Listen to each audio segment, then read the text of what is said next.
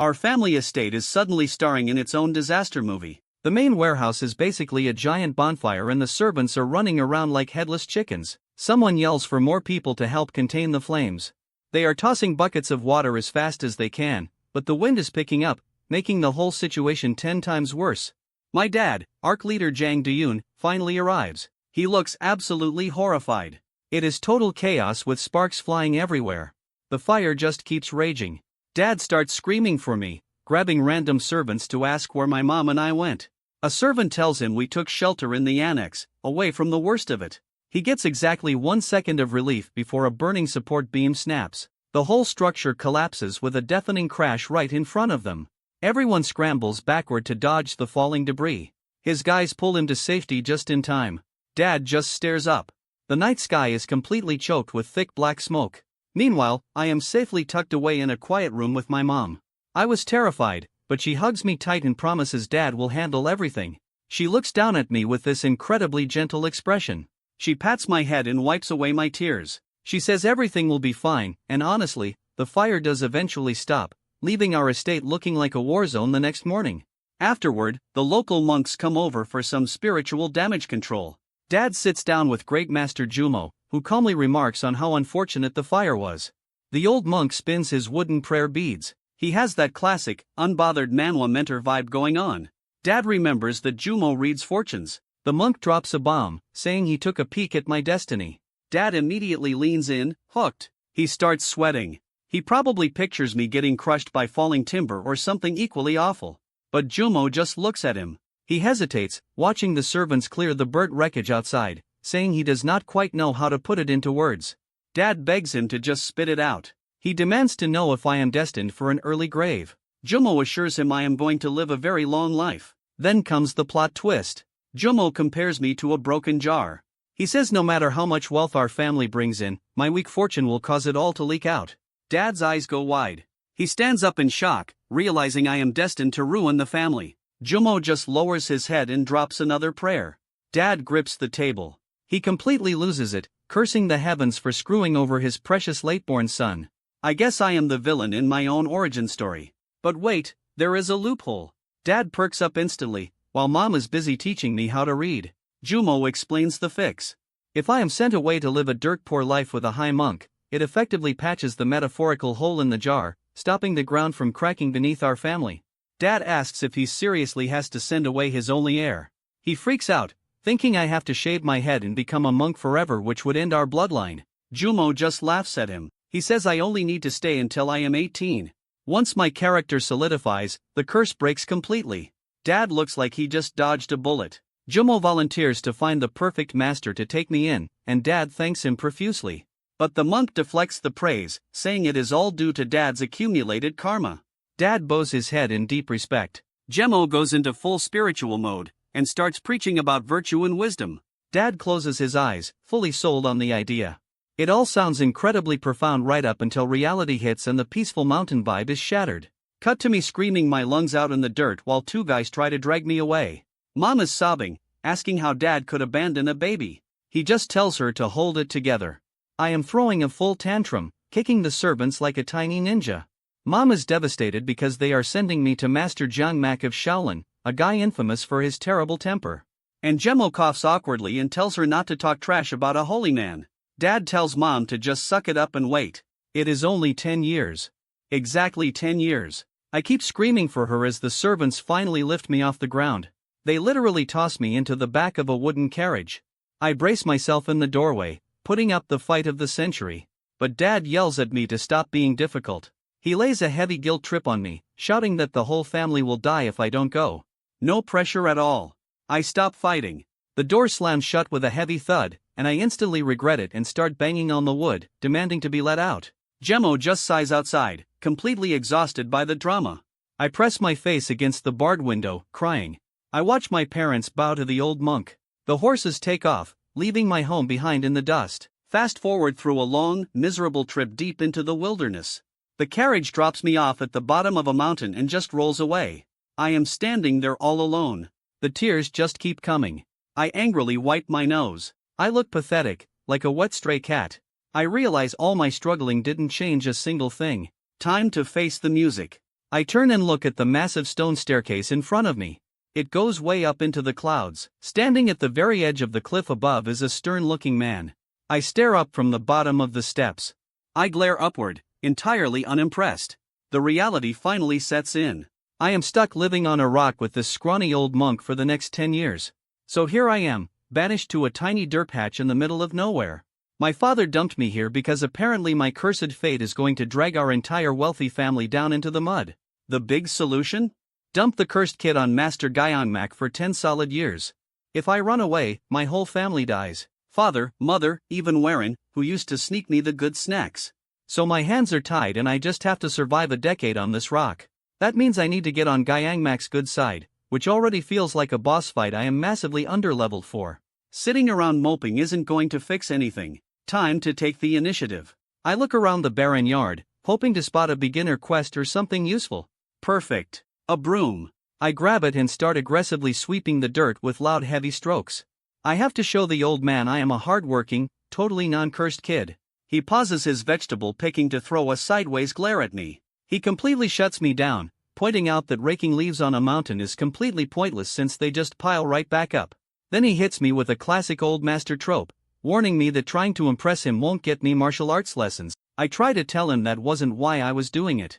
He just cuts me off, calling me a spoiled merchant's kid and doubling down on his refusal to teach me Shaolin secrets. Okay, that actually ticks me off. I march right up to him and shove the broom back and tell him straight to his face that I do not care about martial arts. That actually shocks him. I stare him down, totally serious. What I didn't know then was that Gyeongmak had isolated himself in these mountains for 30 years just to avoid dealing with people. He basically rage-quit society and even the Shaolin temple gave up on him, taking disciples.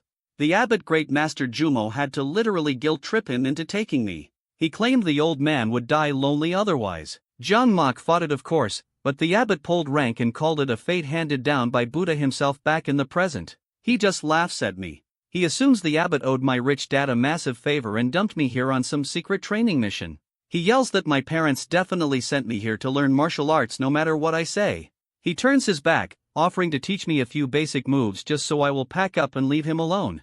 The absolute nerve of this guy. I snap back that I never wanted to come to this dump in the first place. I yell that I am literally just here because of a 10-year curse. That stops him in his tracks. Tears start falling and I tell him if I don't stay, everyone I care about dies. He glances back, finally getting the picture. I am stuck here, exiled from my own home. He probably thinks my parents are terrible people using me to buy Shaolin favor, completely misunderstanding the actual supernatural threat. Instead of comforting me, he just barks at me to stop crying like a baby. I furiously scrub my face with my sleeve. Then he demands I change out of my clothes, claiming they are annoying him. I am wearing the plainest stuff my mom could find. He grumbles that they are too flashy for the mountain. I try to argue, but he just tells me to shut up and hurry.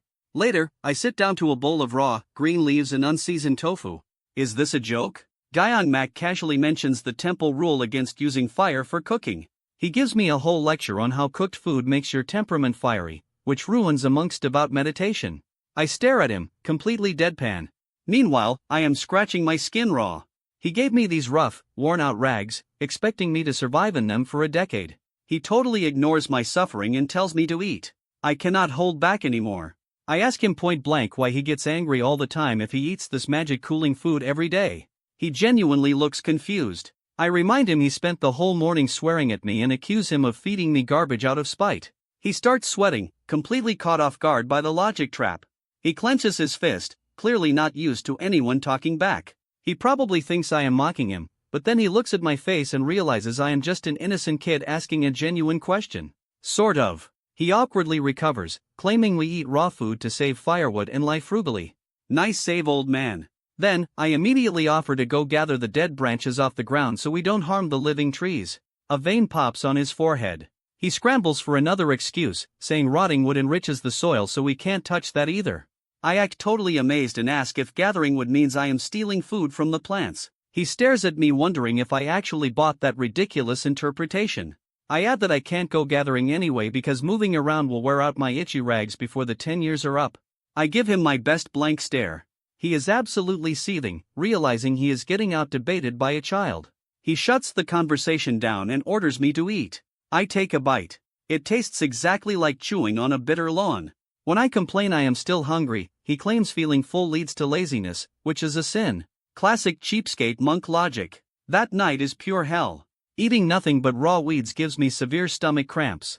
I am curled up in a corner, gripping straw just to get through the pain. Young Mac is wide awake listening to my suffering in the dark. He sits up, definitely reconsidering his life choices right now.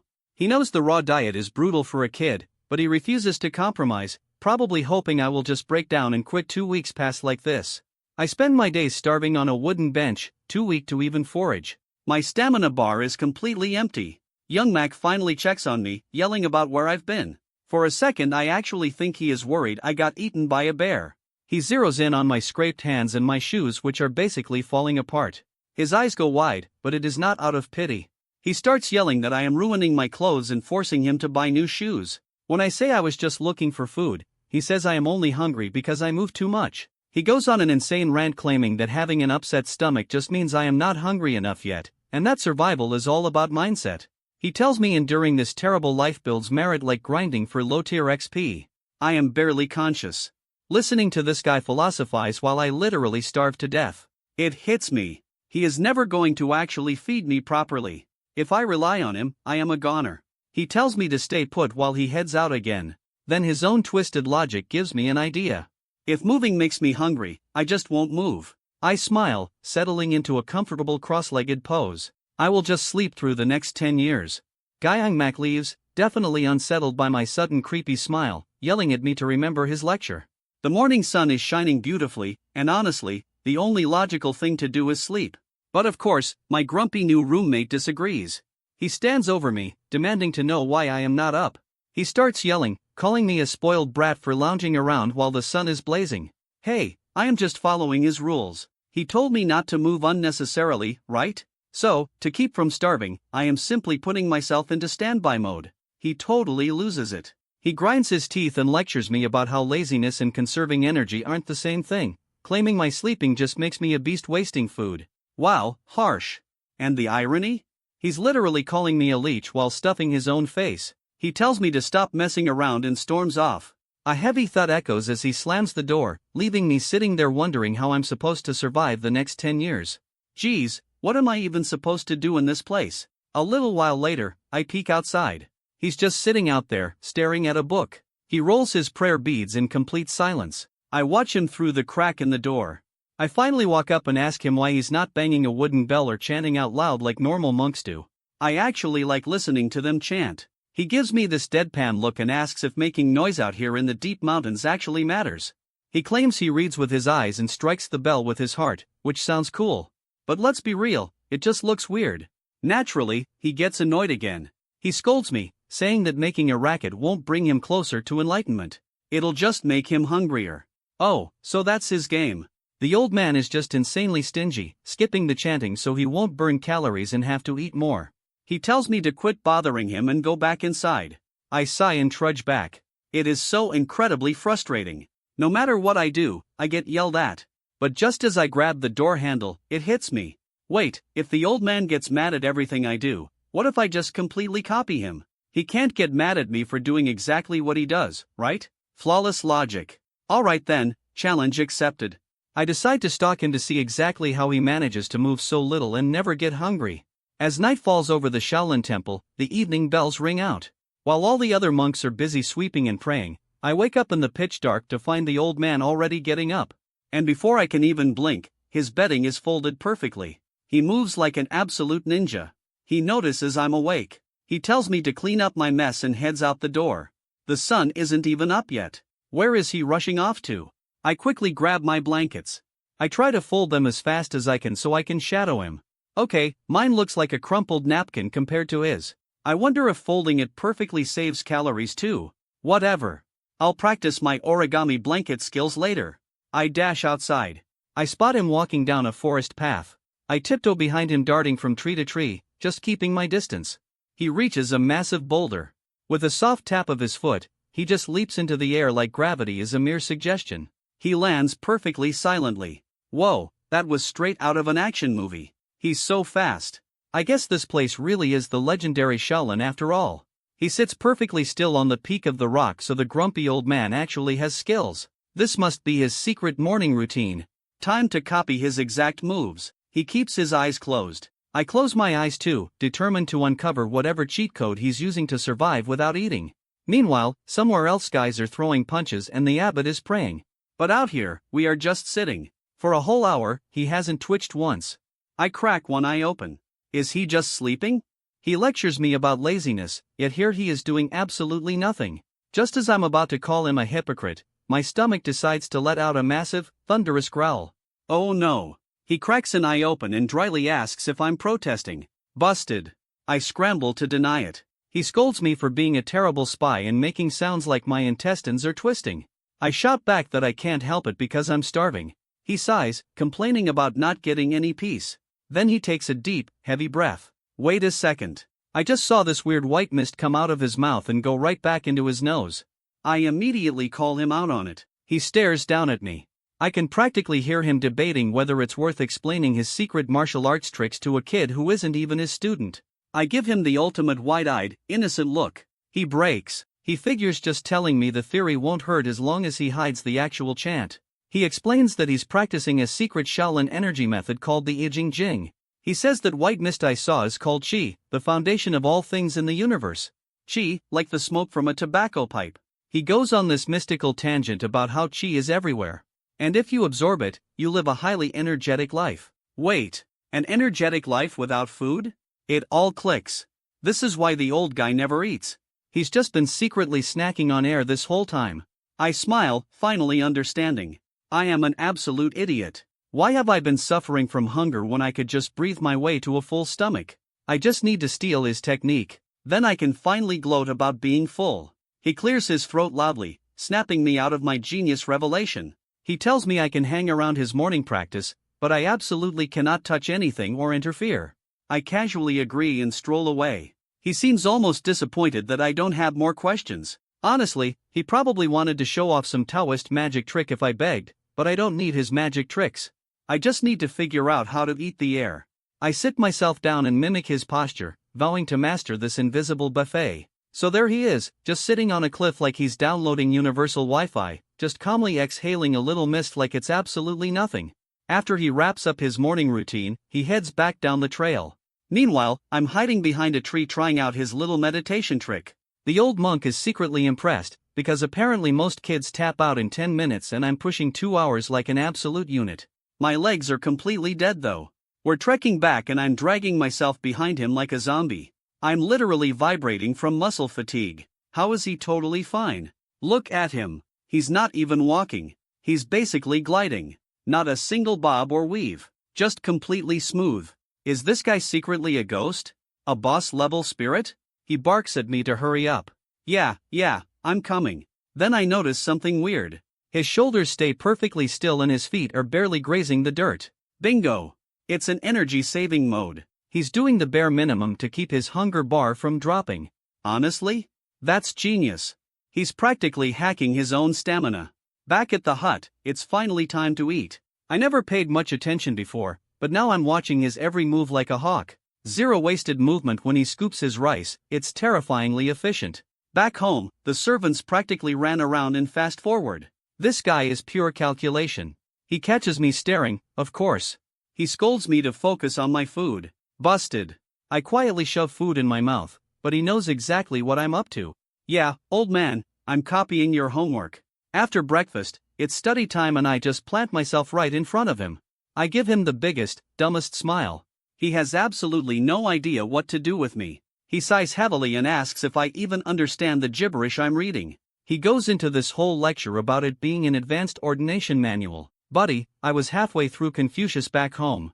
I just play the innocent card, scratching my head and pretending it's too hard for me to read alone. He completely stonewalls me. Just straight up tells me I don't need to read it since I'm not a monk. At least I can follow simple instructions and play the obedient kid. He's officially annoyed now. He realizes he actually has to find me some normal literature. Sorry to ruin your peace, master. He really thinks I'm just going to tire myself out and quit. Spoiler alert, I won't. Though, honestly, my legs are killing me again, just putting the book away. But hey, moving like a snail means I'm not starving yet. Small victories. Wait, where is he going now? Nap time? I peek outside. Nope. He's out in the yard striking a martial arts pose. Deep breath in, followed by these slow, sweeping hand motions. So naturally, I slide right in behind him and mirror his stance. He looks back like I just spawned out of thin air. He finally realizes I'm going to shadow him all day. I just hit him with another cheeky grin. He sighs and lets me try. Let's see if I have the stamina for this. He drops into a low, complex stance. Okay, this is way harder than it looks. He lifts a leg and I immediately lose my balance, flailing like an idiot. His movements are so agonizingly slow it's impossible to copy without tipping over. And down I go again, right into the dirt with a heavy thud. Perfect. The old guy actually smirks. He's absolutely enjoying this. He finally drops some lore, explaining that just copying the moves blindly is totally useless without the internal training. I immediately call him out on his hypocrisy. I thought we weren't supposed to move so we wouldn't get hungry. He shoots back with some lecture about blood circulation and keeping the body from stiffening up. Then he tells me there's no way a brat like me can learn Shaolin arts just by watching. He says it's not about just moving slow, it's about concentrating and feeling the muscles activate. Basically, you have to tap into some inner UI to monitor your own body. If you do it right, he claims you can sense every single tiny hair moving. Why the hell would I want to feel my own hair? He facepalms, sighing like dealing with me is a 10-year penance. Which, to be fair, it is. He pulls himself together and goes full biology teacher on me. Bones, blood vessels, meridians, the whole package. Great. Just thinking about all those organs working inside me is making me hungry again. Then he drops the ultimate golden rule. How to get the maximum effect with the least amount of effort. Cut out all the useless movements and focus your energy only on the essentials. Wait a second. That's exactly what my dad used to teach me. Generate the maximum profit with a minimum cost. It's literally business 101. A merchant and a Shaolin monk operating on the exact same logic. Crazy, right? I still don't fully know what I'm doing yet, but I'm definitely going to figure this out. Meanwhile, Master Javmek is secretly impressed again. He fully expected me to be crying and running down the mountain by now. Plot twist. He decides if I keep this up, he might just secretly teach me some real martial arts. Game on. Meanwhile, down at the main temple, things aren't looking so great. Autumn is sweeping in and the courtyard is covered in dry leaves. The temple's accountant, let's call him Brother Bean Counter, is having a minor crisis as he stands outside the storage room, completely baffled by the missing supplies. Apparently, they had a record number of tourists this summer, but the food donations have mysteriously been cut in half. Yep, my family's bad luck curse is basically acting like a financial black hole, draining the temple's wealth right under their noses. Expenses are shooting up everywhere and they just can't figure out why their money is leaking away like water from a cracked pot. Back up on the mountain, winter hits hard. Master Gyeongmak is trying to read, but my violent sneezing keeps interrupting his zen. I am curled into a tight ball on the floor, shaking uncontrollably. At home, I had the furnace cranked up so high I was sweating in my sleep, but here, there is no fire and no winter clothes, leaving me to turn into a human popsicle. He thinks I am just being stubborn for not begging to go down to the lower quarters. Honestly, my brain is too frozen to even form a complaint and he finally realizes I might actually die. With a heavy sigh, he gets up, he rushes outside to check the old furnace. While I just keep violently coughing my lungs out on the icy floor, I am completely delirious, muttering apologies to my mom as I beg her not to abandon me. He finally gets a fire going, sending thick smoke out the chimney. The flames blaze up, instantly warming the freezing hut. He sits beside me, wiping my sweaty forehead with a wet cloth, grumbling about how the abbot dumped me on him. He really hates dealing with people, let alone a sick kid. But despite the warm room, my fever is spiking and my cough is getting worse. He debates running down to the main hall for medicine, but decides against it to avoid awkward questions about his terrible parenting, so he just sits there, staring at me helplessly. I keep crying out for my mom in my sleep, which clearly hits a nerve. He curses his luck and suddenly rips my clothes open. I am barely conscious and totally confused. Suddenly, Master Gaunlaw goes full Super Saiyan. He decides to use his own internal energy to save me, even though it will set his training back several years. A glowing white aura starts swirling around his torso. It looks like a scene straight out of Dragon Ball. And since my meridians are closed, he has to forcefully strike all my pressure points to circulate the energy. He slams his glowing hands onto my back. He injects 10 years worth of his precious Jing Jing energy right into my system. It hurts like absolute hell, and I scream in pain. He just holds me steady as the power surges through my veins. He knows this might make it harder for me to learn other techniques later on, but blames me for leaving him no choice. He hits me again with another massive wave of power, making me scream until my throat goes completely raw. The sound echoes out into the freezing mountain night. By morning, the heavy snowstorm finally passes. I am out cold, and Master Gyeongmak tells my unconscious body that I basically just swallowed a human cheat code. I now have a body stronger than most adults. I will not get sick for decades, and my injuries will heal incredibly fast. He sacrificed 10 years of relentless training for this, but surprisingly, he does not regret saving my life. He gently checks my temperature and takes my pulse. He realizes I have gotten frighteningly thin since I first arrived on the mountain. His stern eyes actually soften. For a guy who spent 30 years avoiding people to cut off worldly attachments, he is definitely catching feelings. He looks at me sleeping peacefully, filled with a sudden sense of pity. He finally understands why masters in those old martial arts legends risk their lives for their disciples. He admits that if anyone else had taken me in, they probably would have pampered me. He clenches his fist, clearly annoyed at his own soft heart. He tries to justify his actions as part of Buddha's path of wisdom. He closes his eyes and attempts to meditate away the stress. Meanwhile, I am just dead to the world, having the best sleep of my life. 3 days later, the sun is shining brightly. The snow starts melting around the hut, and I finally wake up from my coma. I sit up and tell him I slept well, noticing my cold is completely gone. I feel like I just chugged 5 energy drinks. My head is incredibly clear. He just stares at me dumbfounded, realizing I have absolutely zero memory of the agonizing operation. I just sit there smiling like a clueless idiot, totally oblivious to my new superhero stats. It is early morning in the mountains, the kind of freezing dawn that usually makes me want to stay buried under blankets. But out here on the rocks, sitting cross-legged in the snow, something is completely different. I breathe out a cloud of white mist. The air is freezing, but honestly, I don't feel cold at all. Usually, the chill distracts me. Today, my focus is razor sharp. Time to fill my lungs with that sweet mountain air. Master John Mock watches me from his own rock. According to him, my near-death fever actually gave my body a full system reboot, cleansing all my pressure points. He thinks it is a miracle people would pay a fortune for. Me? I am just happy I am not shivering. I take a sharp breath in, and let it out in a steady stream. I place my hands on my knees, palms up, and slowly inhale through my nose. I hold it, calculating the exact timing. It takes about 80% of the time I spent inhaling to let it all out. Meanwhile, John Mock is having a minor existential crisis.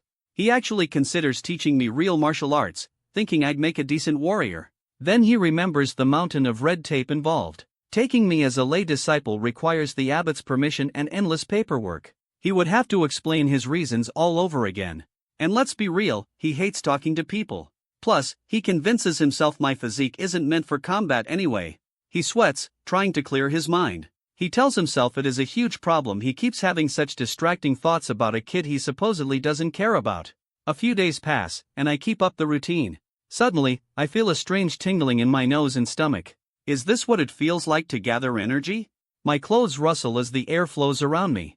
It actually worked. Copying the old man is finally paying off. Now I can gather chi too. Time to eat it all up until I am full. Take that, starvation.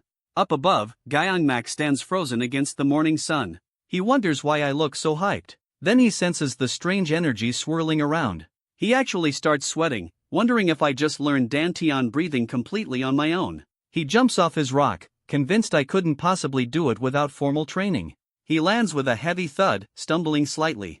Losing 10 years of internal energy to save my life left his body heavy and sluggish. He is clearly struggling to adapt to his own weakened state. He clicks his tongue, annoyed at how pathetic he feels, and he blames it all on me, obviously. He walks over and tells me to stop for now. I huff, annoyed. I just needed a little more to feel completely full. But I listen, springing up and jogging back to the hut. Inside our little snow-covered cabin, things feel different. I test out a stance. My movements feel entirely new, like I unlocked a secret character upgrade. I can faintly feel the breeze brushing against every single hair on my arm. It is basically spider sense. Yang watches my newfound coordination. He realizes his energy spread through my body, making me sensitive to chi by practicing reverse energy cultivation. My muscles and bones are naturally adapting for martial arts without even trying. He tells me not to overexert myself since I don't actually know any real moves. I just smile and tell him I just need to not be hungry. He stares at me, completely stunned. I literally mastered advanced internal cultivation just to overcome my empty stomach. He sweats again, realizing my absurd willpower might actually mutate my entire physique. He is pretty sure this isn't normal. Time keeps moving on the mountain. Spring turns to summer, bringing butterflies and fresh flowers. Yang Mak and I sit outside in the warmth, studying. I spend my free time foraging for wild leaves and crushing fresh raspberries in my hands. Honestly, I look like a feral goblin eating raw vegetation, but I couldn't be happier. Autumn scatters dead leaves across the yard as we continue our daily reading. I practice my stances in the crisp air, feeling lighter and faster every single day. Winter returns, burying the mountain in snow. Yang Mak and I sit on our familiar rocks. He exhales a steady stream of mist into the icy wind. I sit perfectly still in the freezing storm. No shivering, no fever, just calm focus. The heavy snow blankets the peaks, then gives way to lush green cliffs once more. 3 years pass like this. Eventually, an old friend arrives at the Shaolin Temple gates. It is Great Master Jumo.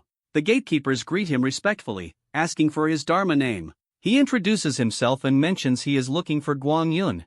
That is Yang Mak's actual name, apparently. The gatekeepers panic instantly. Anyone who casually asks for the head monk's old friend is definitely a major VIP. One runs off to notify the higher-ups, while the other scrambles to escort him inside. They quickly lead him through the heavy wooden doors. Jumo steps inside the temple grounds. As they walk past the red walls, Jumo stops, noticing something off. He looks up at the massive stone pagodas, completely shocked. They are crumbling and covered in vines. He demands to know why they haven't been repaired. The gatekeeper nervously explains they actually tried several times. Jumo glares, not understanding how the great Shaolin Temple could let this happen. The truth is simple, really. The legendary Shaolin Temple is currently broke. Head monk Guang Yun is out here apologizing for serving subpar tea to his old buddy, Great Master Jumo. Apparently, even their cheap stash is running dry. Jumo is totally speechless. Look at this place. The pagodas are literally crumbling, losing their usual imposing glow. Jumo notices the outer halls haven't seen a fresh coat of paint in ages. The outer courtyard gets all the tourist traffic, so they have to scrape together pennies just to maintain it. But the inner courtyard? A total ghost town. It's been abandoned for exactly 3 years. 3 years. That specific timeline hits Jumo like a truck. Yeah, you guessed it. 3 years since a certain cursed kidney got dumped on their doorstep. He starts sweating, desperately trying to rationalize it. Surely my legendary bad luck couldn't bankrupt the entire Shaolin Temple, right? I wasn't even taken in as a real disciple, just a temporary ward. He desperately convinces himself it's a total coincidence. Feeling guilty anyway, Jumo offers to bail them out using his own temple's funds. Guang Yun just laughs it off. He casually drops that their farming yields have actually been fantastic every year, so fruit isn't an issue at all. Jumo swallows hard, realizing the terrifying truth. A bountiful harvest, but endless unexplainable expenses. It's exactly what my fortune predicted. Like pouring water into a bottomless pit. Panicking, Jumo immediately bails on the tea. He announces he's going to the temple hall to perform 10,000 prostrations. Guang Yun is stunned. That's some extreme jujitsu Kaizen-level penance. Jumo can't shake the crushing guilt that he single-handedly ruined Shaolin by bringing me here. Guang Yun tries to stop him, telling him he's way too old to be doing CrossFit-style bowing. But the old man just speed walks away, leaving the head monk completely confused. Over at the main hall, Jumo is already on the floor desperately praying, begging that my black hole fate won't completely wipe this place off the map. He keeps bowing to the massive golden Buddha, repeating that it must just be a coincidence. The statue just smiles calmly. If a giant chunk of gold could sweat, it definitely would be right now. And he bows again, pouring his soul into it. Fast forward a whole year. Guan Yun finds him at it again. He scolds Jumo, warning the old guy he's going to destroy his joints. Jumo basically tells him to mind his own business. It's been 4 years since I arrived, and Jumo thinks they just need to grind more merit to balance up my curse. Guang Yun sighs as his stubborn old friend leaves. He can't exactly an elderly monk to the ground to stop him. But hey, silver lining. Jumo's crazy dedication actually inspired a bunch of young monks to volunteer for the 1,000 bow routine. Guang Yun watches them. Genuinely touched, he realizes Shaolin owes Juma a huge debt for boosting the temple's morale. They vow to work just as hard so he won't have to come back next year. Meanwhile, miles away from all that temple drama, back at our little mountain hut, Master Jungmuk is staring at me. Oh yeah, I'm 15 now. Finally outgrew the top knot. It's breakfast time, and the old man is looking at our table like it's a ticking bomb.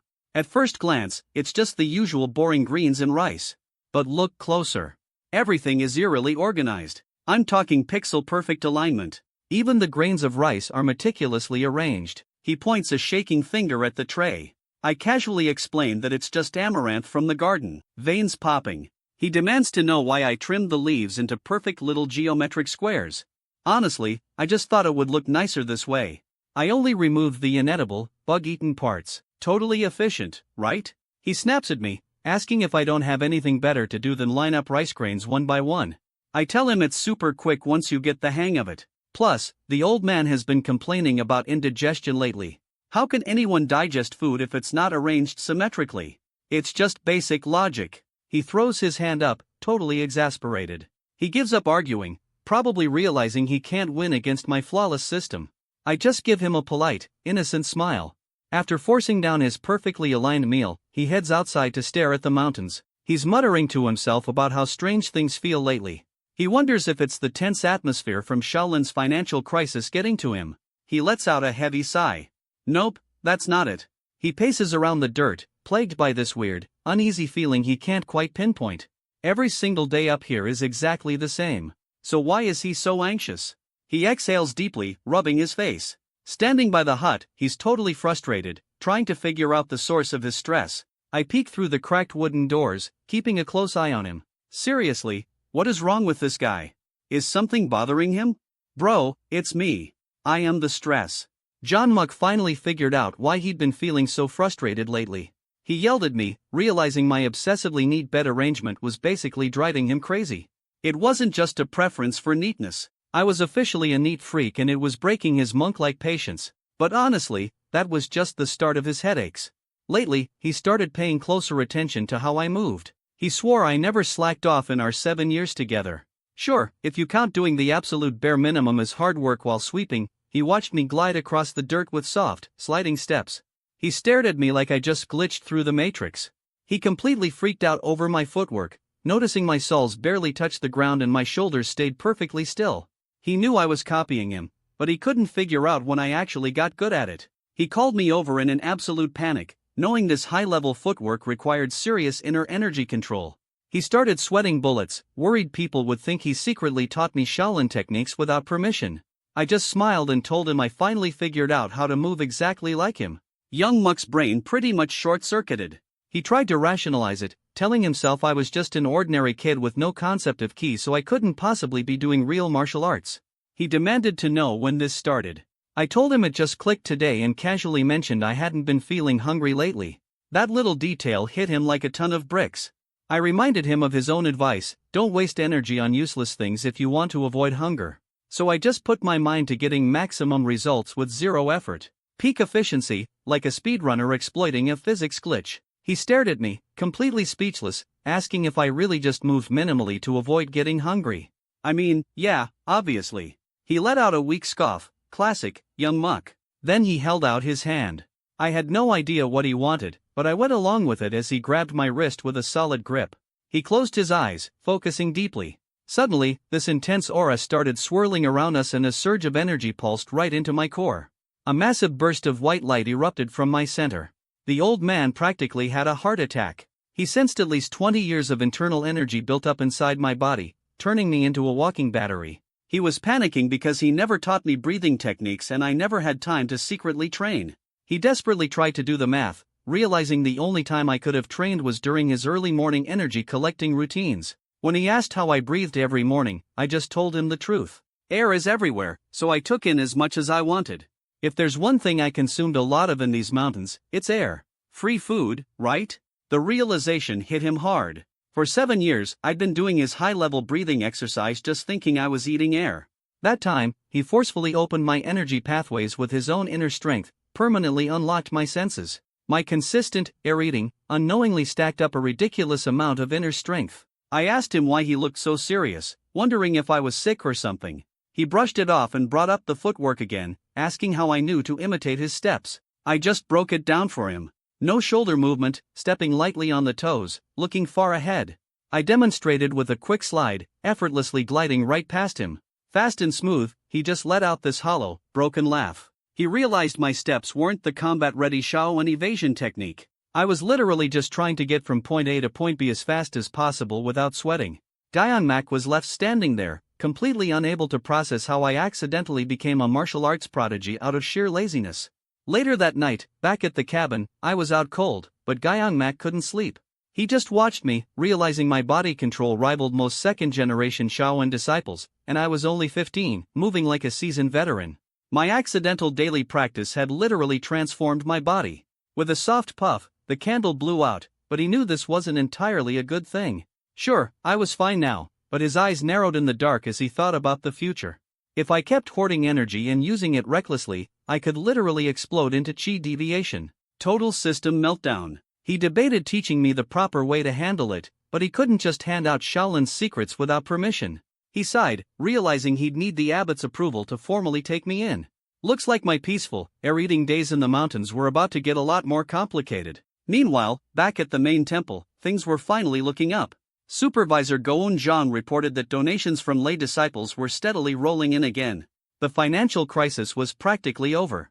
Head monk, Guang Yun, was beyond relieved. The last few years had been a massive headache. He chalked it all up to Great Master Jumo's 10,000 prostrations working some serious karma magic, but Goun Zhang, ever the accountant, wanted to build up their assets to prevent another disaster. He didn't want to get caught off guard by a bunch of angry pilgrims again. Guang Yun shot that down immediately. We're monks, not merchants. There is no shame in being broke. Still, he appreciated the hustle. As for me, I was out in the woods, living my best life. I used to barely move just to avoid starving, but with the temple's pantries full again, I could actually enjoy a snack. These mountain apples hit differently. My master, Gyeongmak, had been acting super weird lately. Just /U 2026 weirdly quiet. If the old man would just use his words, I wouldn't have to sit here guessing what's eating him. Whatever. Suddenly, a shadow fell over me. I nearly choked on my apple. I scrambled back, heart hammering. Who the heck was this guy? He just chuckled like a grandpa who forgot to take his meds. I didn't sense him at all. Not even a rustle of leaves. Like an anime assassin, he just appeared out of nowhere. I quickly dusted myself off and introduced myself as Jian, the kid living with Elder Gyeongmak. That got his attention. His eyes went wide. I asked if he knew the old man. He smirked, noting my oversized raggedy robes were a dead giveaway. Turns out, this old guy had been stalking me for days. He even knew I was picking fruit earlier. Then he dropped a bomb. He casually mentioned I used something called dragon claw hands to grab the fruit and that my footwork? Apparently, it was some legendary technique called phantom shadow steps. He assumed Gyeongmak had been secretly training me, which was hilarious because the old man literally refuses to teach me anything. He was honestly more shocked that I survived living with someone as notoriously strict as Gyeongmak for 7 years. Tell me about it. The guy is a walking nightmare. He scolds me if I even breathe wrong. I finally asked who he was to talk smack about my master so casually. He introduced himself as Master Hong-o. Apparently, he outranks everyone, even the current head monk. I awkwardly clarify that I'm just crashing at Gyeongmak's place. I'm definitely not his disciple. He looked deeply confused. I mentioned Gyeongmak had also mumbled something about phantom shadow steps, but I had no clue what it meant. Hong-o looked like his brain just short-circuited. Those two techniques were Gyeongmak's absolute pride and joy. Since I never formally learned martial arts, the math just wasn't matting for him. He reached out and asked to see my hand. The second we touched, a massive surge of energy exploded between us. My body instinctively fought back, pushing against his pure internal chi like a brick wall. He was completely floored by the sheer amount of energy I had stored up. First Gyeongmak, now this guy. Why is everyone so obsessed with my hands today? I nervously asked if I was in trouble or if some terrible curse was about to hit me. He just gave me this cryptic, Yoda-like answer. If it is a calling, then it is. Super helpful, thanks. I reminded him I only had 3 years left on my sentence here. That threw him off again. 3 years? He asked, leaning in close. I ended up spilling my whole tragic backstory, how my cursed fate forced me away from my family for 10 long years, all starting when I was just 8 years old. He just stood there in absolute silence. The realization hit him like a truck. I had achieved all of this, the footwork, the energy, everything, just by blindly imitating Gyeongmak. I could practically hear his thoughts. This kid is a total monster.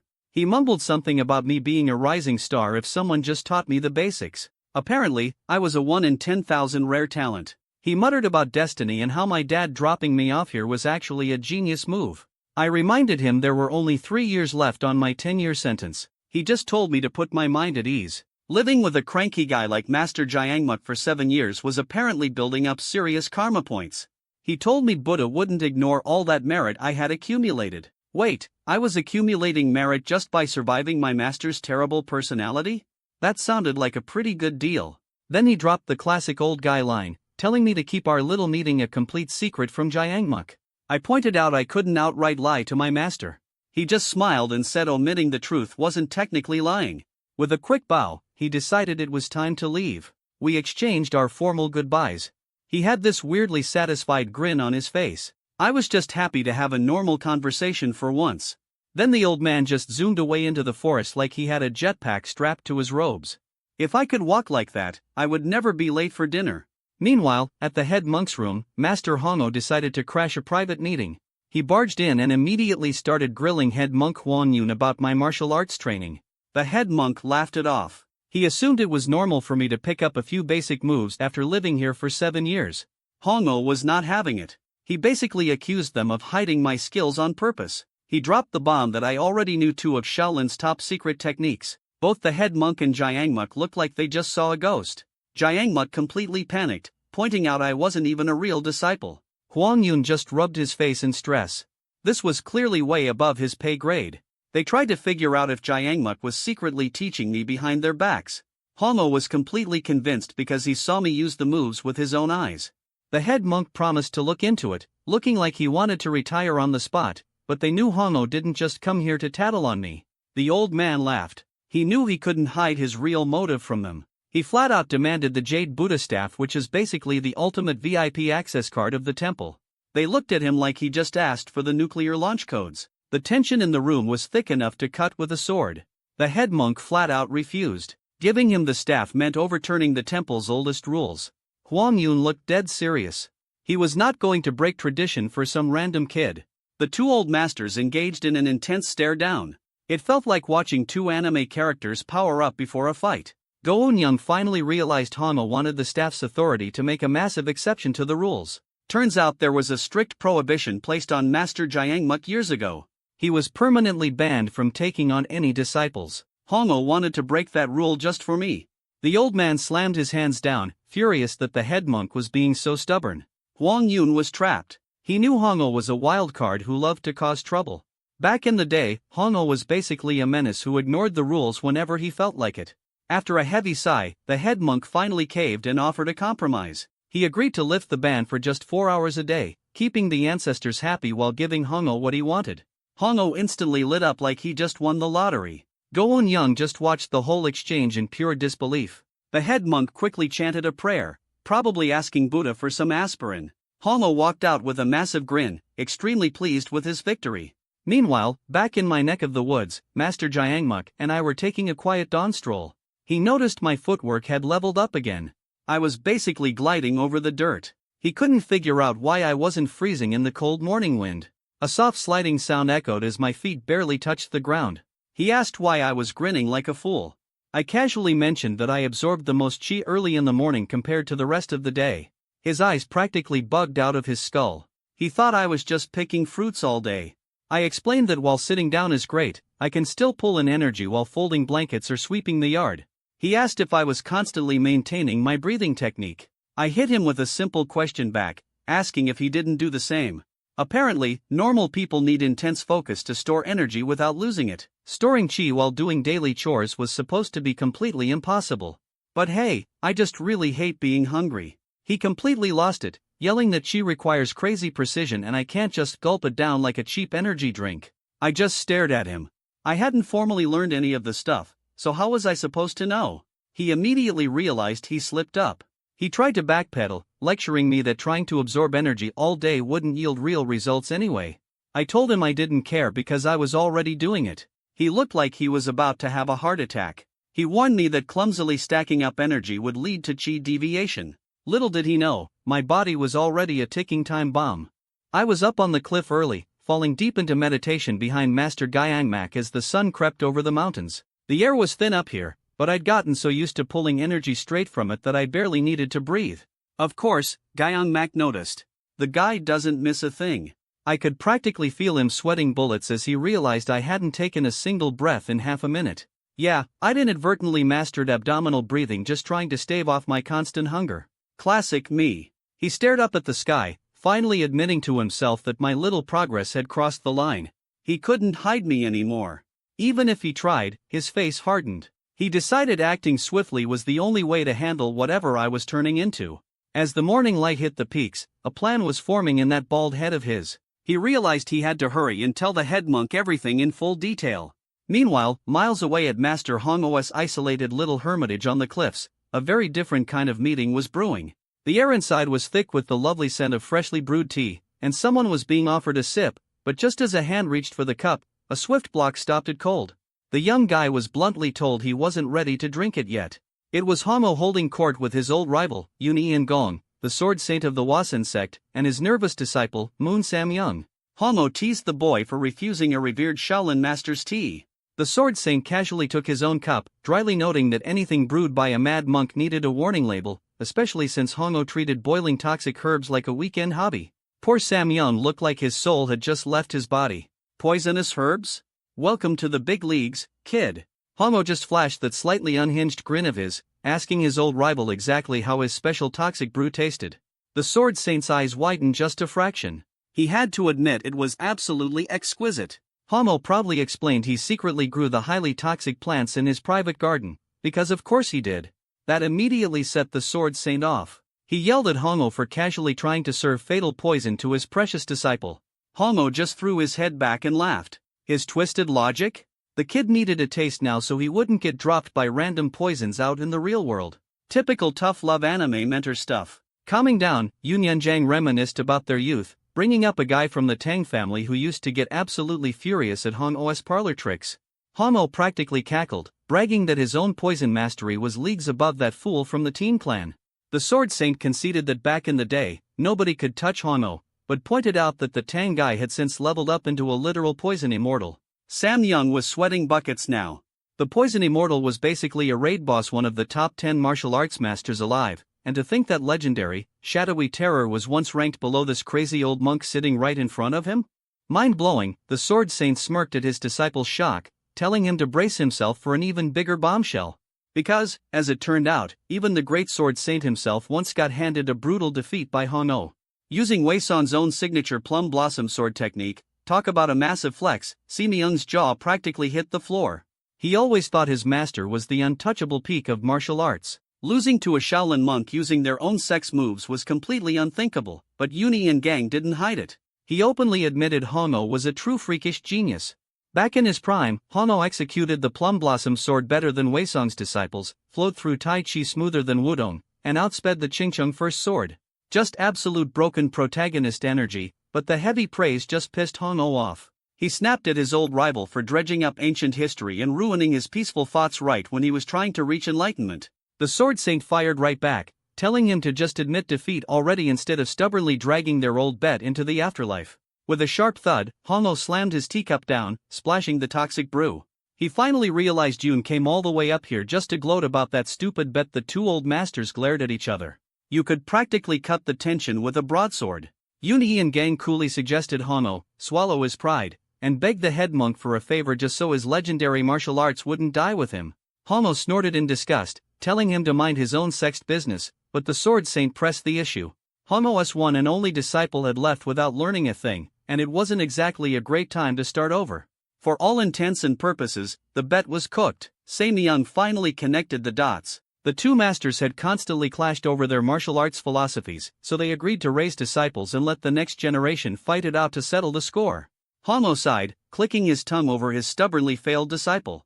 But then he casually told Yun Gang to just give it a few years. The sword saint blinked, clearly caught off guard. He asked if Hongho had actually found some hidden prodigy to carry on his legacy. He even joked about whether he'd live long enough to see them. Hongho just flashed a wicked knowing grin. He promised they'd see the results in 5 years, so Yun shouldn't go dying just yet. Little did they know, the prodigy he was banking on was a chronically hungry teenager. The sword saint looked genuinely stunned. Hongho burst into booming triumphant laughter. Yun Gang narrowed his eyes, deeply suspicious. He knew that unhinged grin meant Hono was brewing up some serious trouble. Meanwhile, completely oblivious to old men placing bets on my future, I was back on the mountain with Master Jaeongmak. I gave him a polite bow as he told me it was perfect timing. The head monk had specifically requested to see me. Internally, Jaeongmak was panicking. The timing couldn't be worse. He watched me lazily sweep the courtyard, agonizing over whether the head monk somehow already knew about my accidental martial arts mastery. We hit the road, our footsteps crunching heavily on the path as we headed down to the main monastery. Young Mok went into full strict ad mode, warning me to be on my absolute best, most respectful behavior in front of the elders. I just stared back at him with the most unenthusiastic deadpan face imaginable. He caught my look immediately, asking if I was unhappy about taking a trip outside. I rubbed my chin and honestly admitted that going all the way down the mountain just sounded like a great way to get hungry. He looked at me like I was a lost cause. Sighing in defeat, he negotiated with a terrorist. He promised we'd swing by the kitchen to see if they had any leftover mooncakes from the festival. My eyes went wide.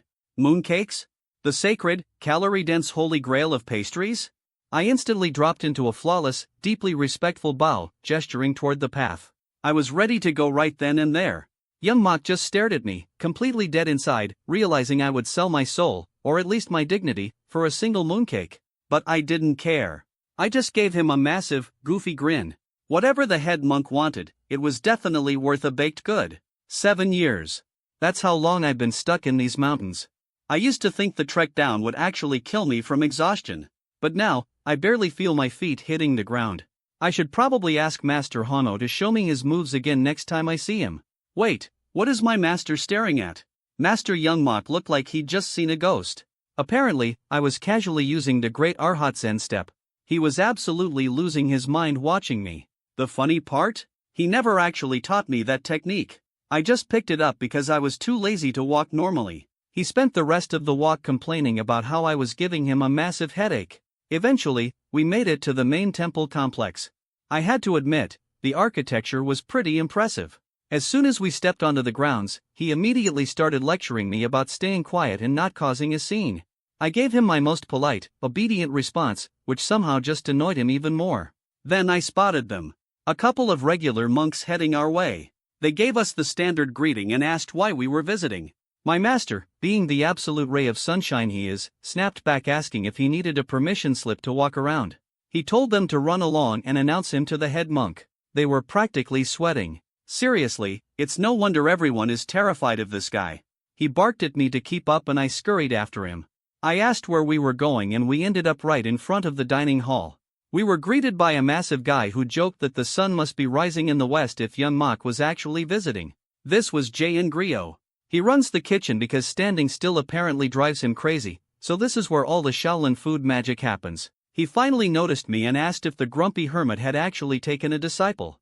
My master quickly shut that down, insisting I was just a kid he was looking after temporarily. We exchanged quick introductions. Master Young Mok told me to wait here and eat some mooncakes while he went to deal with the head monk. Jang Grio had a good laugh, pointing out that Master Jang Grio Mok taking an actual interest in someone before reaching nirvana was a miracle in itself. I just smiled and nodded.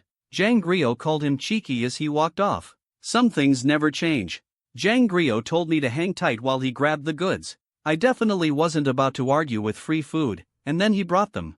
Back home, I wouldn't have looked twice at these plain things, but after 7 years of eating raw roots and unseasoned rice, holding this felt unreal. I literally felt tears pricking my eyes. I didn't even hesitate. I took a massive bite. It was like a pumpkin explosion in my mouth, straight out of a food anime. I completely forgot things could even taste this sweet. Honestly, if this mooncake was the only thing I got out of the last 7 years of torture, I'd still call it a win. Suddenly, a loud crash echoed from the kitchen, followed by Jang Grio screaming at someone for burning the food. I practically choked on my mooncake. He was chewing out one of the cooks, absolutely furious that they'd ruined the ingredients right before mealtime. He snatched the cleaver away and ordered the guy to wash more vegetables while I just watched from the sidelines. Watching him chop was intense. The whole kitchen was absolute chaos, with monks literally using martial arts to cook. It looked like a battlefield in there. My mom always warned me kitchens were dangerous, but this was next level. Jang Grio kept screaming at them for moving too slow and losing focus. It was cool to see them applying their training to cooking, but as I watched, something felt off. They were trying way too hard. There was absolutely no need to chop vegetables like you're fighting for your life. Their movements were completely excessive. All flash, no efficiency. It hit me then. If they just used their wrists, they'd save half the energy. Before I could analyze it more, Jangrio yelled at a little kid to get out of the way and peel apples outside. The poor guy scurried out as fast as his little legs could carry him. I was getting bored waiting anyway, and a chance to stretch my legs sounded perfect. I walked over and offered to help him out. He hesitated, pointing out that he only had this dull wooden knife to work with. I told him it was fine and that I knew my way around an apple. Plus, if he didn't hurry up, Big Boss Jangrio was going to scream at him again. That convinced him pretty fast. I smiled, ready to show off some basic kitchen skills. We sat down on a rock near the trees and got to work, except the results were an absolute disaster. I can naturally master secret Shaolin footwork without trying, but apparently, peeling a stupid apple with a wooden knife is my kryptonite. Meanwhile, I noticed the sad state of the apple basket. Only a few were peeled, and they looked like they had been through a wood chipper. The little guy next to me was sweating bullets. He told me the skin had to be peeled paper thin without breaking, or else he would get a massive scolding from the head monk. Watching him struggle was honestly just depressing. I could not help but feel bad for the kid. Making a kid peel apples with a blunt wooden knife felt like some twisted form of torture. I asked why he wasn't using metal, and he mumbled something about not being ready for it yet. He let out a heavy sigh, already accepting his fate of getting yelled at again. That was all it took. I grabbed a wooden knife and an apple. How hard could it really be? Turns out, it was insanely hard. The wood was practically useless. I had to focus entirely, moving with absolute precision just to get the blade to catch. While I was fighting for my life against a piece of fruit, my master was having a much more intense meeting in the courtyard. They were watching the sword saint of the Huasen sect walk away with his disciple.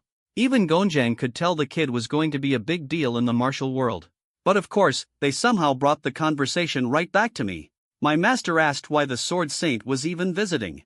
The head monk explained he just came to see senior monk Hano. Gonjang figured they were just doing the usual polite rounds since the two old guys had known each other forever, though apparently their relationship was more like two rival gamers who cannot stand losing to each other.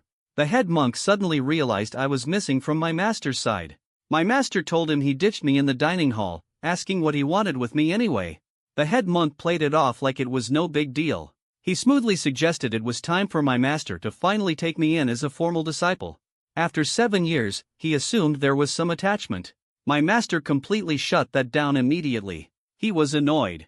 They had left him alone in his mountain isolation for years, so this sudden interest was definitely suspicious.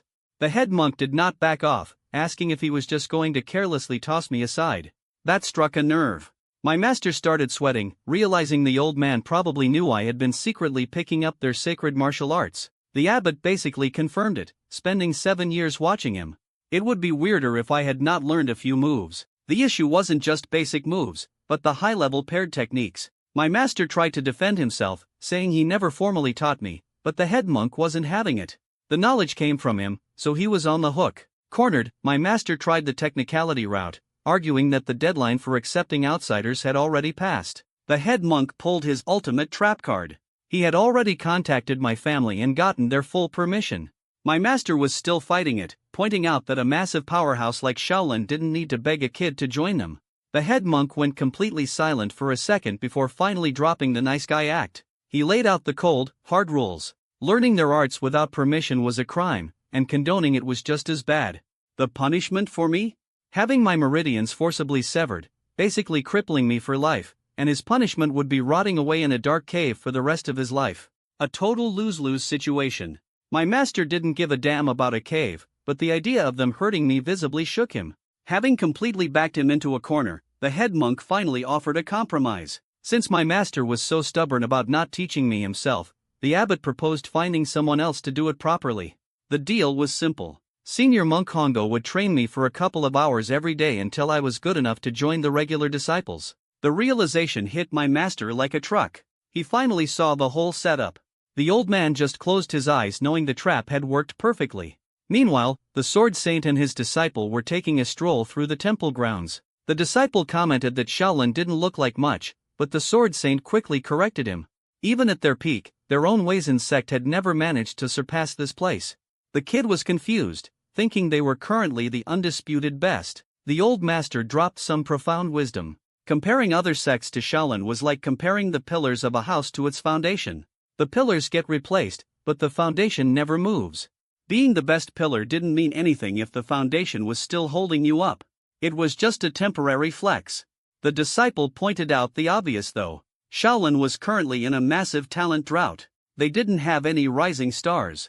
He didn't get why that made his master even more worried. The Sword Saint knew his student was a prodigy, but he also knew that when the kid eventually reached the absolute peak, he would still crash right into the invisible wall of Shaolin's legacy. He told him to keep his eyes wide open and study every single corner of the place. The kid bowed, totally fired up and promising to smash through that wall one day. Classic Shaonan protagonist energy. His master patted his shoulder, proud that the lesson had landed perfectly. Honestly, the old guy was mostly just riding the high of making senior monk Hongo jealous earlier. He was thoroughly enjoying his petty victory, but right in the middle of his gloating, he froze completely. Without a word, he spun around, sensing something absolutely ridiculous. Which brings us back to me and the apples. He stared straight at us, totally bewildered by what he was feeling in the air. He completely abandoned their walk and headed straight for the well, leaving his poor disciple completely confused in the dust. The kid had to sprint just to catch up. Meanwhile, the little apple boy was looking at me like I had just invented fire. He swore even the head monk couldn't peel an apple this perfectly. He held up the unbroken ribbon of skin, practically starry-eyed. I kept going, the blunt wooden knife slicing through the fruit with a soft, clean sound. I was hyper-focused. This was serious business, but honestly, I was disappointed. It was way harder than it looked and I couldn't get the skin off without taking tiny bits of the actual flesh with it. The kid thought it was an absolute masterpiece, but I knew I could do better. I wanted it perfectly round. No wasted effort, no wasted food. I channeled my inner energy right into the wooden blade, adjusting my grip. Just as I was getting into the zone, a shadow fell over us. I glanced up. The Sword Saint was standing right there with a giant, knowing smile. He introduced himself as a guest and asked if he could watch. He wasn't fooling anyone. That guy knew exactly what I was doing with my chi and he was absolutely loving it. I shot them a confused side eye. Why was this legendary old guy creeping on me while I did kitchen chores? Naturally, my cheap wooden knife snapped right then with a sharp crack. Panic spiked to my chest for a split second, but I pushed it down, reminding myself to just focus on the apple. I kept carving perfectly, letting the blade glide over the fruit. Moon Samyang looked like he was trying to solve a complex math problem, completely baffled by whatever his master was staring at. The broken piece of wood was doing the job of a razor blade. I channeled my chi into it, wrapping myself in a blue aura like a super saiyan powering up just to prep a snack. Moon finally realized I wasn't just doing kitchen prep. I was manipulating raw energy. The frustrating part for him was trying to figure out why I was bothering to do it. He tried to get his master's attention, but the Sword Saint just told him to shut up and watch. Yoon noticed I was fully aware of the energy flowing around me. I guess he was impressed. To him, I was just some teenager casually throwing around high-level sword intent with a piece of junk wood. Finished. I held up the perfectly peeled apple, feeling pretty proud of myself. The old man muttered something about wondering who was raising a sword in Shaolin, only to find a kid doing it. It probably gave him flashbacks to his own glory days, back when he first awakened his sword aura as a teenager. He claimed this kind of hidden depth was exactly why people feared the Shaolin Temple. Since I hadn't shaved my head, he figured I was some secret heir. I popped his bubble and told him I was just crashing here temporarily. That really got his gears turning. He realized Shaolin had no idea what kind of cheat code talent I actually possessed. He debated taking me in right then. He already had one disciple, and grabbing another might mess with a kid's head. But talent is talent, right? He suddenly complained he was bored and asked for an apple, so I tossed him one. Then he launched into some Mr. Miyagi philosophy about an apple being a fruit, not an enemy, and how you should use a proper peeler. Apple Boy looked completely lost. The Sword Saint held the fruit out calmly. With a sharp swoosh, he used pure energy to strip it bare in a split second. My jaw practically hit the dirt. How did he peel it bare-handed? He stood there holding the glowing, perfectly smooth apple like it was nothing. Beside him, Moon was sweating bullets. He finally noticed what made my earlier techniques so unnatural. I hadn't moved my body at all. Only my fingertips and wrist applied the strength, displaying pure, terrifying efficiency. You ever accidentally give someone a boss fight panic attack while doing chores? He imagined facing me in a fight and realized he wouldn't even be able to block an attack like that. I just stared at Yoon's apple, amazed there wasn't a single mark on the flesh. I really wanted to learn how to peel it like that. Yoon stroked his beard, puzzled by how ordinary my movements felt despite the crazy skill involved. Suddenly, panting Yellow Bean came sprinting out of the courtyard with heavy footsteps. He breathlessly asked for me, saying the ambassador was looking for me. I jumped up immediately. "Oh, that's me." I bowed to the Sword Saint and excused myself to go see Master Jongmak. Before I left, Yoon smiled and invited me to visit the Manhwa sect next time I had a chance. I was totally clueless about sect politics. He told me just to say I came to rescue Yoon Yanggang. He flashed a grin, promising that if I showed up, he'd teach me how to peel apples properly. I agreed, and the messenger monk and I took off. We scrambled back toward the main temple. I didn't stick around to hear it, but apparently Yoon wanted to snatch me up as a disciple right then and there. Later on, as they walked away, Yoon asked his disciple if the whole encounter was fun. Moon admitted he was straight up scared of me. He confessed that if I had a real sword in my hand, he wasn't sure he could stop my attack. Yoon just laughed it off, calling the fear good medicine for his ego. Moon dutifully agreed. They kept walking down the paved road. Yoon noted that today's little surprise would be very stimulating for their overall mission. Deep down, though, the old man felt embarrassed. He had shown way too much greed over a kid right in front of his own student. When they ran into Hangho and my master later, Yoon kept his cool, complimenting Hangho's so-called disciple, but he boldly claimed his own student would one day break through the wall, just like him. Classic anime rival talk. Meanwhile, back inside the temple halls, things were getting heated. I was sitting at a table with Master Jangmak, Hangho, and the head monk. Gangmak was totally lost, demanding to know what they meant about bringing me here. I swallowed hard. The tension in the room was thick enough to cut with a broken wooden knife. Yongmak and Hangho were locked in a death glare over my future. Suddenly, a heavy fist slammed onto the table with a loud thud. Head monk, Guangyun was furious, shouting at Master Hangho about passing down Shaolin martial arts without permission. Master Hangho looked totally lost. The head monk glared at my master, accusing Jangmak of avoiding taking disciples just because he didn't want to deal with the old man's nagging. Master Hangho quickly defended himself, claiming his only sin was saving a dying child. With a heavy sigh, he dropped a bomb. The sword master had apparently told me to go to Manhwa. If Shaolin didn't take me in, he warned, they'd lose me to a rival sect. Master Gaumak looked like he'd just seen a ghost. He whipped his head toward me, demanding to know if it was true. I shrugged, mentioning that the old guy did tell me to look for Yoon Ian Gang if I ever visited Manhwa. My master was completely stunned. He slowly explained that Yoon Ian Gang was the sword master's actual name. Master Hangho burst into loud laughter, highly amused that someone would brush off a legendary figure like a random rock on the road. I just stared at them. Apparently, that weird old guy with the apples was kind of a big deal. Oops. Head monk Guangyun decided I was a hidden gem that could bring glory to Shaolin, ordering Jangmak to stop being stubborn and just accept me. Gaumak instantly refused. Master Hangho snapped back, basically telling him if he didn't like the rules, he should try being the abbot instead. The head monk had to step in and physically calm Hangho down before things got ugly. Then, he turned his sharp gaze toward me. He offered a compromise. Shaolin would take me in as a secular disciple. That meant I wouldn't even have to shave my head, and Master Hangho volunteered to be my official teacher. A secular disciple? They all stared at me, waiting for my reaction. The head monk kindly told me to speak freely. Meanwhile, Jayangmak was glaring daggers at the side of my head. The two elders looked at me like I was an SSR tier gachapole. I sat there, realizing these legendary old men were literally fighting over me. All I wanted was to quietly survive my remaining 3 years here so I could finally go home. I hadn't spent 7 years freezing and starving in the dirt just to get locked into becoming a permanent monk. So, I gave them my honest answer. I didn't want to learn martial arts, and I was going home in 3 years. There was a long stunned silence before Master Hangho burst out laughing, realizing he just got rejected exactly like the sword master did. I told him my real plan was to inherit my family's business and become a merchant. He chuckled, casually dropping that my parents had already given their permission. I froze. No way. They hadn't even seen me in 7 years. Head monk Wang Yin gently explained that being a secular disciple wouldn't stop me from going home or running a business. It just meant building some basic Shaolin discipline. Apparently, rich families usually paid absolute fortunes just to attach the Shaolin name to their kids. But to me, it was completely meaningless. Master Hangho quickly offered a deal, 3 years of training, and then he promised to send me home.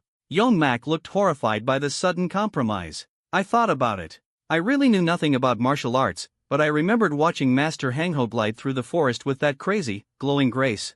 Sure, it would probably suck at first, but like everything else, once I got the hang of it, moving around would be so much easier. Plus, if I actually learned some cool moves, my dad would be thrilled. I slammed my hands on the table. Fine, I'd do it, but I had one strict condition. Learning this stuff wouldn't make me hungry, right? Master Hangho absolutely lost his mind. He turned on Gaunmok, screaming about how much he must have starved me to make me ask a question like that. He promised to feed me all I wanted. Yongmak frantically tried to explain it was a misunderstanding, but nobody was listening. My old master was practically vibrating with stress, asking if they seriously thought he starved me on purpose. He desperately yelled that it wasn't like that, while I just quietly watched the chaos unfold. It was actually hilarious seeing Master Gaumok, the guy who never breaks a sweat, totally panicking. I couldn't help but smile. Maybe being a Shaolin disciple wouldn't be so bad after all. Later, outside the hall, head monk Wang Yin pulled Yungmak aside, urging him to just accept the situation. He reminded him that as the abbot, protecting Shaolin was his absolute duty. It wasn't a request from an elder. It was a direct order from the top. Yongmak knew he was beaten. He had no choice but to let me reconnect with his own master. He stood there in the courtyard, watching Master Hongo laugh and aggressively pat my head. He seemed genuinely worried about what the crazy old man would do to me. Or worse, what would happen if I ended up just like him? Meanwhile, miles away at the Unsung Guild, my parents were having their own conversation about my fate. My mom was thrilled but terrified, worrying that martial arts training would be too tough and I'd get hurt. My dad gently placed a hand on her shoulder, brushing off the idea of a little hardship. If I survived Shaolin, our guild would have their absolute protection. He told her not to worry. Turns out, my dad had essentially bribed them. He sent a massive cart loaded with generous donations to the temple. He held her close, feeling completely at ease with his master plan. For his only son, a few coins were nothing. Classic merchant dad move. But even he couldn't help wondering what fate actually awaited me. He figured since a famous wise Shaolin monk wanted me, there was no reason to doubt it. He quickly dismissed any lingering thoughts that Shaolin's recent financial ruin was somehow my fault. After all, their fortunes were already improving. My mom instantly agreed, her face lighting up with relief. They decided to just set their worries aside and wait for my grand return. Looking up at the bright sky, they were completely unaware of the absolute chaos I was currently causing up in the mountains. Up at Master Hongo's hermitage, high enough in the mountains to make my lungs complain, he brings me outside and announces we're starting my official training. When he asks if Master Youngmak taught me any theory, I tell him the truth. The old man just answered whatever weird questions I asked. Master Hongo laughs, assuming I'm a complete blank slate. He starts listing off fancy terms like blood points, cultivation techniques, and meridians, expecting me to know what they mean. Honestly, watching his brain short-circuit as he realizes I've been doing high-level moves without knowing a single textbook definition is pretty entertaining. He clears his throat and hits me with the classic Mr. Miyagi speech about how martial arts is all about body and mind. First, he wanted to see if I've learned anything wrong about martial arts. He points over to a wooden water yoke sitting on the ground and tells me to lift it. Apparently, every rookie in Shaolin starts out carrying water buckets. He claims it's the ultimate test of balance. He hands the heavy wooden beam over, warning me it'll feel awkward. I hoist it onto my shoulders, testing the weight. Since the buckets are empty right now, it feels like nothing. He tells me to follow him down the trail, reminding me that water yokes are meant for, well, fetching water. He takes off up the rocky path, telling me to keep up. I jog right behind him, thinking this whole chore is going to be a walk in the park. My feet pick up the pace effortlessly. We power up the steep mountain trails together. Master Hongo keeps glancing back at me, shocked that a 15-year-old kid is carrying heavy wood up an incline without wheezing. He chuckles to himself, wondering how I'm handling high-altitude breathing so easily. My boots crunch softly against the stone as I adjust my breathing. Sure, the air is thin up here, but years of gathering chi makes it pretty manageable. After filling the buckets at a waterfall, he tells me to head back on my own, warning that if I spill more than half, I'm doing a refill run.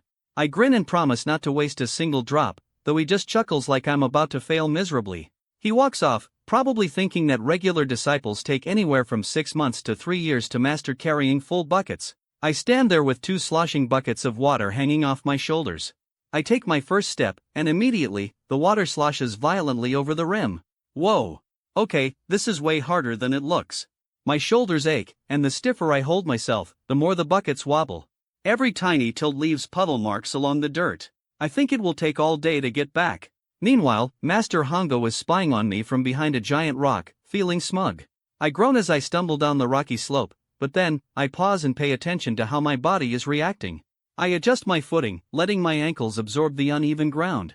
Just then it clicks. Keeping my shoulders rigid is what's causing the sloshing. If I move my shoulders up and down in sync with the sway of the buckets, the water stays completely still. By keeping my center steady and using my toes for balance, suddenly, I'm gliding down the mountain path like I'm on a hoverboard. I pick up speed, moving smoothly across the dangerous ledge. I sprint down the trail, realizing that once you figure out the rhythm, it's actually super easy. I go full speed ahead toward the hermitage. Master Hongo pops out from behind his rock with his jaw practically glued to the floor. He's in total disbelief that I just naturally unlocked Shaolin's moving like water and treading like mud footwork in under 10 minutes.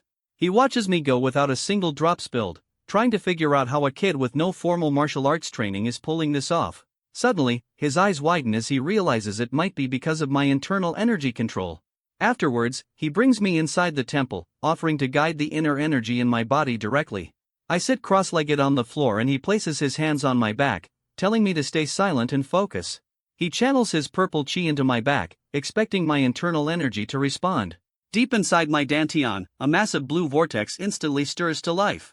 I just take deep, relaxed breaths. Completely unaware of what's happening, my internal energy acts like a giant vacuum cleaner, and Master Hongo panics as he feels something strange. His own cultivated chi is getting aggressively sucked straight out of his body and absorbed into mine. With a heavy thud, he jerks his hands back in pure terror. He stumbles back, sweating and trembling, convinced I'm using some forbidden demon art, while I just turn around with a blank look on my face. While Master Hongo asked Master Jingmuk that I have lots of internal energy but don't know how to use it, the old man explains that he never actually taught me a single step, which leaves Master Hongo utterly bewildered as to how I've been meditating and hauling water without knowing theory. He figures my natural essence must just be built differently, like I was born with chi codes turned on. Master Jiangmuk mentions I just followed him around for 7 years, and suddenly, it clicks for Master Hongo. He realizes I naturally stumbled into reverse energy flow simply by copying the old man's routine. In martial arts terms, they call that simsa, where the mind stays so relaxed that energy flows all by itself. Master Hongo laughs like he just solved the universe. Convinced Buddha personally picked me out for Shaolin, he starts waxing poetic about divine gifts. Picturing me as some legendary chosen prodigy destined for martial arts greatness, Master Jiangmuk just stares at him in dead silence, knowing full well I only did it to keep from starving. Later, Master Hongo drags me out to demonstrate Mariang's, the infinite wisdom stance. He dramatically claims this single form is the core of everything he has to teach me. He glides into position, explaining how spiritual wisdom is woven into every movement. It basically looks like a glorified horse riding stance. I drop low and try to match his form, but my thighs start burning almost immediately. I shift my weight, trying to keep up as he transitions to the next pose. My boots scrape against the dirt while I fight to stay balanced. He nods approvingly, telling me I'm a natural and that the martial arts world will be mine. Honestly, masters love hyping up basic chores like you're about to join the Avengers. I pause and ask him if striking these poses actually makes me healthy, because to me, it just looks like he's preparing to punch someone. He blinks, caught off guard by the question. He tries to defend it, explaining that martial arts started as self-defense against danger. He asks why I'm questioning the purpose of self-defense, so I lay out my basic merchant logic. Why bother fighting when you can just hire someone else to do it? He insists that protecting yourself is essential, so I point out how my father operates. Whenever a merchant guild crosses a dangerous mountain, we just hire professional bodyguards. Watching a high monk's brain break over basic outsourcing is hilarious. He sighs and tries to pivot, admitting that Miryang's might be a bit too advanced for day one. I stare back blankly, completely unbothered. Deep down, he realizes this stance requires controlling 8 meridians at once, which is way too complex for a beginner who doesn't even know the basics. He decides we'll start with simple, step-by-step energy circulation instead. I cheer up instantly and thank him for lowering the bar. With that settled, we call it a day, and I head off. On my walk through the woods, I flip through a basic manual called Introduction to Meridian, realizing textbook martial arts theory is way drier than I expected. With the soft rustle of my shoes, I suddenly freeze in my tracks. Wait! A strange, sweet sensation hits my senses.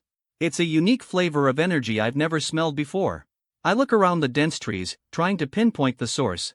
With a gentle rustle of leaves, the air grows thicker with chi. I take a deep breath as the concentration intensifies. I peek around a large tree trunk, and my eyes nearly pop out of my head. There's a massive ancient elm tree standing in the clearing. I rush over, realizing the tree itself is pumping out massive amounts of natural energy. The ground beneath it is covered in blooming flowers and vibrant wild mushrooms. I press my hand against the bark, sensing energy several times stronger than what I absorb at dawn. I take a long, slow breath, pulling the tree's chi directly into my body. Just like that, my raging hunger vanishes completely. I just unlock a free all-you-can-eat energy buffet on my daily route. Fast forward 1 week, and I'm sitting cross-legged, groaning in total frustration. Master Hango watches me struggle, wondering why I haven't made any progress with standard meditation.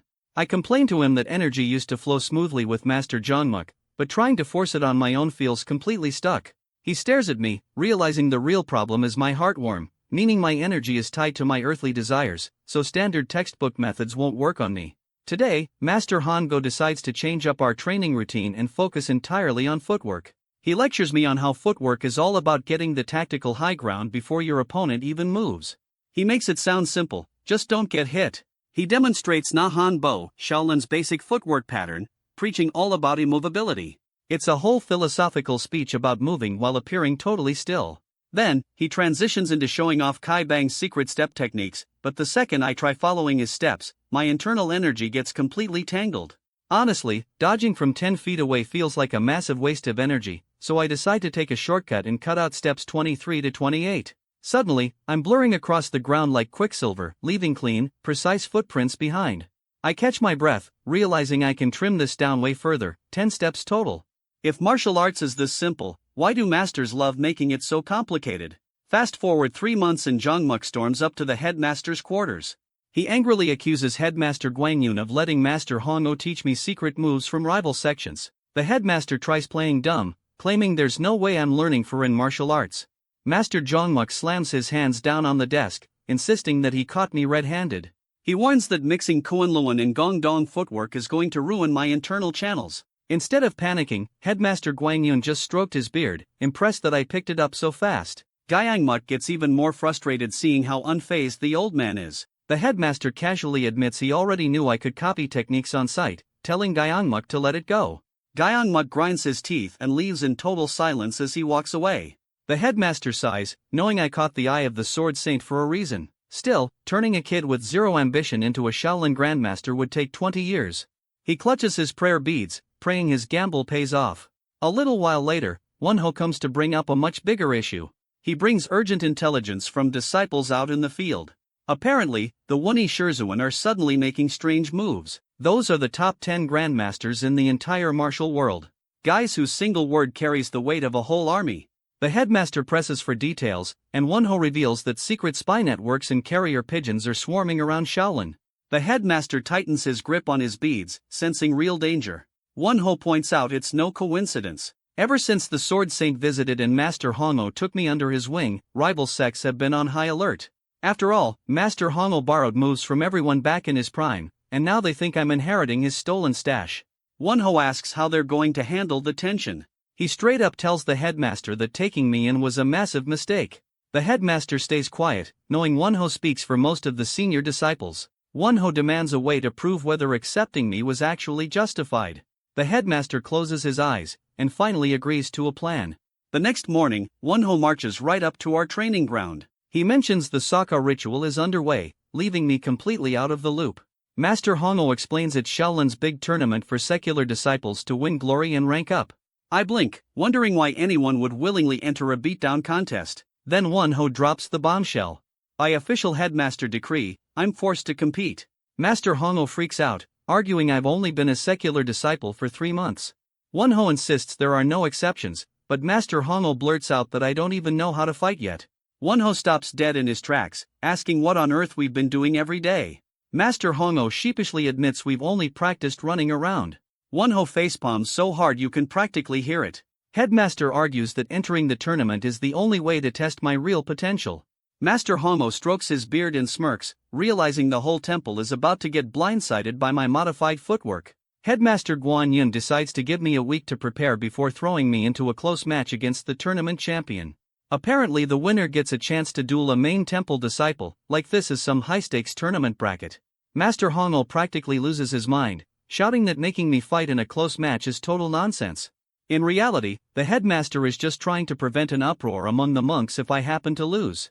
Master Hongo throws up his arms and gives in, though he still does not get why they are pushing me into this.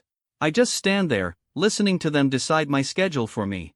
I raise my hand to ask the one question that actually matters to me. I ask if there is any chance I could actually die in this duel. The headmaster solemnly warns me that accidents happen if you cannot defend yourself, so I should prioritize holding back over winning. Master Hongo leans in with a wide grin, asking if I am scared. I puff out my chest and tell him I am not scared at all. He laughs, declaring that a true warrior fears losing their pride far more than losing their life. Meanwhile, Venerable Wonho stands nearby, glaring at me like I just insulted his ancestors. His scowl is so intense, it feels like I am standing in front of Master Jian Mok on a bad day. Little do I know, when Master and I walk through the courtyard, Wonho and Instructor Kyodo are whispering about Master Hongo's past. Wonho reminds him how Master Hongo almost got expelled years ago for secretly learning moves from other sections. Kyodo nods along, well aware of the old master's chaotic history. Wonho stresses that Shaolin is still recovering from its recent financial crisis, and having a kid running around using copied moves from rival sects could trigger a massive political nightmare. Kyodo agrees, noting it would give rival sects the perfect excuse to attack. Wonho grimly admits that Shaolin might not survive another major scandal.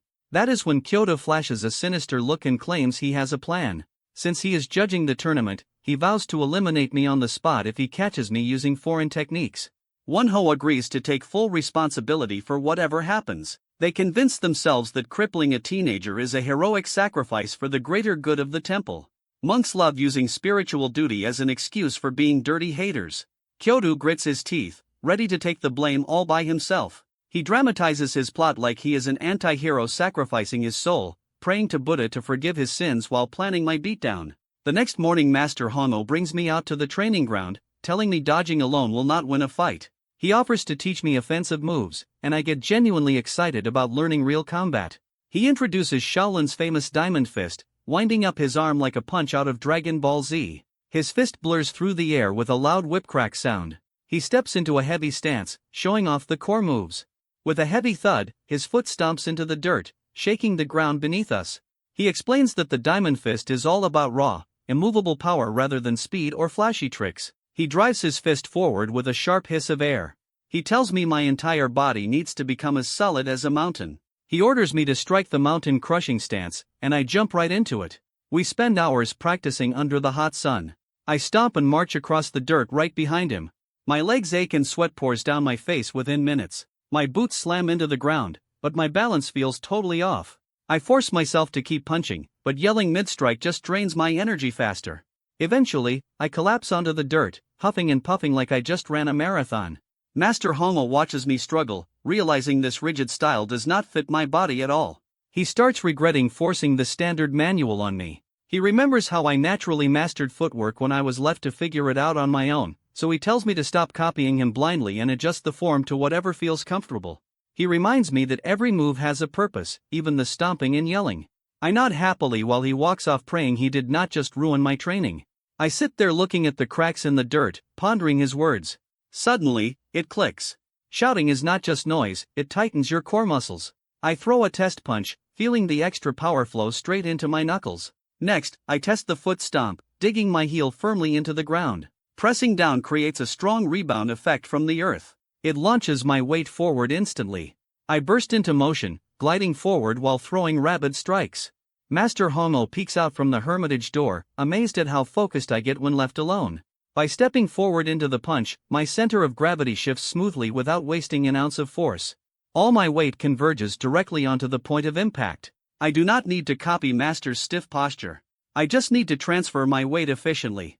I grin and dive back into practice with my customized rhythm. By the time the sun starts dipping behind the mountain peaks, Master Hongo wakes up from an accidental nap and steps outside to check on me. He stops dead in his tracks, his eyes nearly bulging out of his head. The dirt courtyard is completely covered in perfect concentric spiral grooves carved by my footwork. He stands in the middle of the carved circles, trembling in absolute shock. Master Hongo kneels down to examine the spiral grooves carved into the dirt, realizing I accidentally unleashed Baljong, a high-level technique that draws internal power straight outward. Normally, mastering something like this through sheer physical training takes decades of brutal practice. Even with the evidence right in front of him, he can't believe his own eyes. He just stands there shaking his head, trying to figure out how a basic punch lesson turned into explosive energy. I guess every time he teaches me a standard move, I end up upgrading it into a secret boss technique. Instead of being worried, the old man starts cackling, excited for the absolute chaos I'm about to drop on the tournament. Meanwhile, I'm stumbling through the dark woods, gasping for breath, my feet barely able to drag me forward. My body feels completely wrecked. I lean against a tree wondering if the diamond fist is supposed to hurt this badly. All I did was shift my body weight forward into the strike, but the chi inside me went completely wild, twisting my muscles like wet towels before detonating all at once. I tried to hold back the surge of power, but my momentum threw me face first onto the ground. Ugh, that hurt like a nightmare. Even walking back, my chest aches with every single step. I wonder how Master Hanmo does this without breaking every bone in his body. I collapse into the dark, completely out of juice. The next morning, I wake up inside the cottage to Master Jae Young Mook standing over me. I rub my eyes, totally confused about how I got into bed. He tells me he found me unconscious on the mountain path last night and carried me back. I apologize, admitting I must have passed out from pure exhaustion. He scowls, asking what kind of crazy training pushed me to collapse. I rub my sore shoulder, explaining how I tried shifting my center into a diamond fist punch, but my body just violently snapped. He stares at me, completely suspicious of my explanation. He tells me to step outside and show him the move right now. Unbeknownst to me, late that night, Master Jae Mook rushes across the mountain peaks.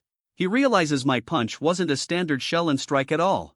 I had somehow combined external force and internal energy into one lethal blast. He decides he can't let me enter the Secular Disciples tournament like this, because I might literally end someone's life by accident. He arrives at Master Hanmo's residence in the middle of the night. He demands that Master Hanmo pull me from the competition immediately. He argues that I have zero control over my destructive power and scolds Hanmo for teaching such dangerous moves to a beginner. Master Hanmo shouts back, insisting he only taught me basic fundamentals. Jaeon Mak warns that none of the other kids in the tournament can take a hit from me without dying.